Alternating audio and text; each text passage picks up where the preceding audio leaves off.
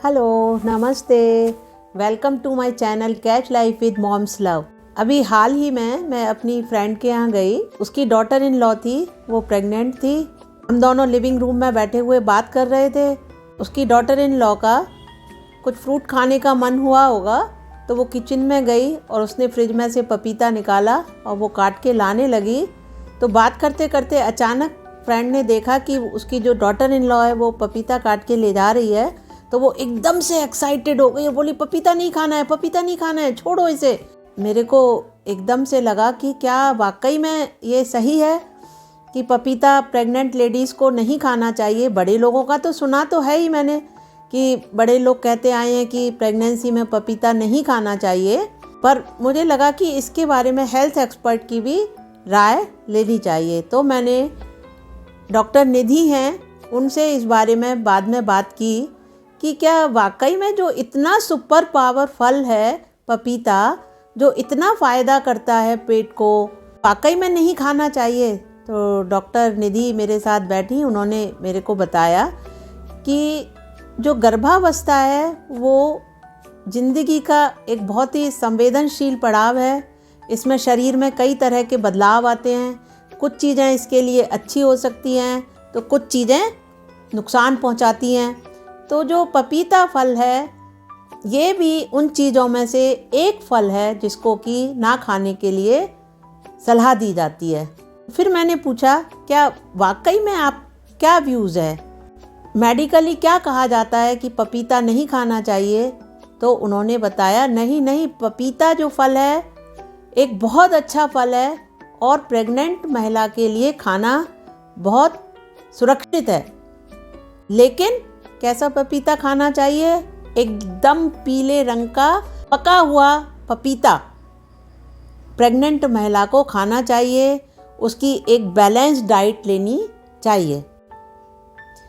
उन्होंने बताया कि पपीते के अंदर जो बीटा कैरोटीन नाम का पदार्थ होता है वो बच्चे की हड्डियों के लिए, बच्चे के दांतों के लिए, बच्चों की आँखों के लिए बहुत फ़ायदेमंद होता है।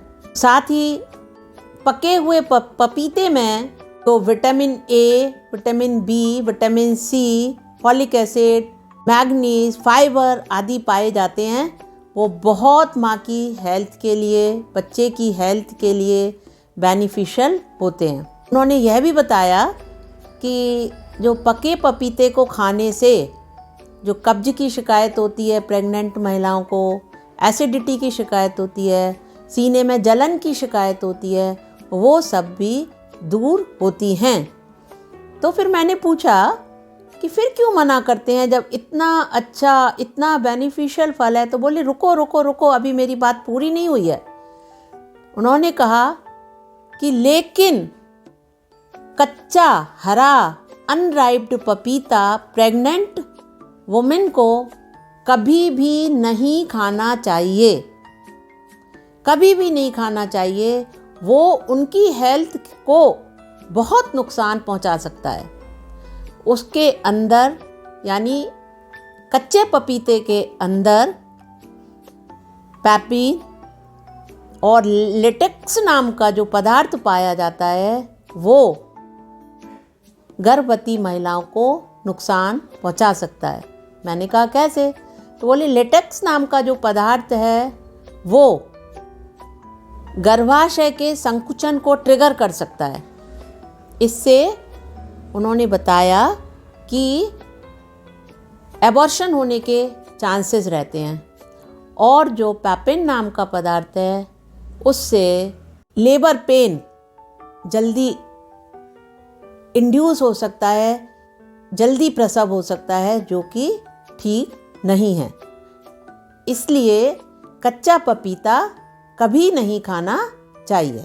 तो ये तो रही डॉक्टर की राय।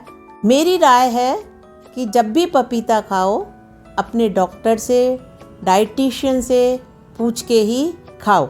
और मेरे ख्याल से जो पपीता ना खाने के लिए बड़े लोग, घर के परिवार के सदस्य सलाह देते हैं, वो इसलिए देते होंगे, या और भी लोग सलाह देते हैं वो इसीलिए देते होंगे क्योंकि कच्चे पपीते में, पके पपीते में कन्फ्यूज़न ना हो, तो इसलिए कहते हैं कि पपीता ना ही खाओ तो अच्छा है।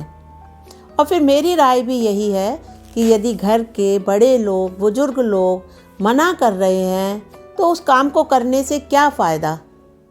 ना खाओ पपीता 8-9 महीने, क्या फ़र्क पड़ेगा। पूरी ज़िंदगी पड़ी है पपीता खाने के लिए। तो घर की शांति प्रथम है। यदि बड़े लोग शांत रहेंगे, खुश रहेंगे तो माँ खुश रहेगी, माँ शांत रहेगी, माँ खुश रहेगी, माँ शांत रहेगी तो बच्चा शांत रहेगा, बच्चा खुश रहेगा, खुश मिजाज बनेगा आगे जाके। इसलिए ना खाओ मेरी सलाह में तो वही ज़्यादा अच्छा है। बाकी शॉर्ट में मैं डॉक्टर की राय फिर एक बार बता देती हूँ, क्लियर करती हूँ कि जो प्रेग्नेंट महिला है वो पका हुआ साफ़ सुथरा पपीता छिलका हटा के, बीज हटा के बहुत आराम से खा सकती है। उससे मिलने वाले फ़ायदे माँ और बच्चे दोनों को बहुत होंगे। लेकिन कच्चा पपीता प्रेग्नेंट वुमेन कभी भी ना खाए, वो गर्भवती महिला को बहुत नुकसान पहुंचा सकता है। इसलिए कच्चे पपीते को बिल्कुल भी खाने की ना सोचें। तो कैसा लगा आज का ये मेरा वीडियो? यदि अच्छा लगा हो तो लाइक करिएगा, साथ ही शेयर करिएगा, क्योंकि अच्छी अच्छी बातें, ज्ञानवर्धक बातें सभी के साथ शेयर की जानी चाहिए।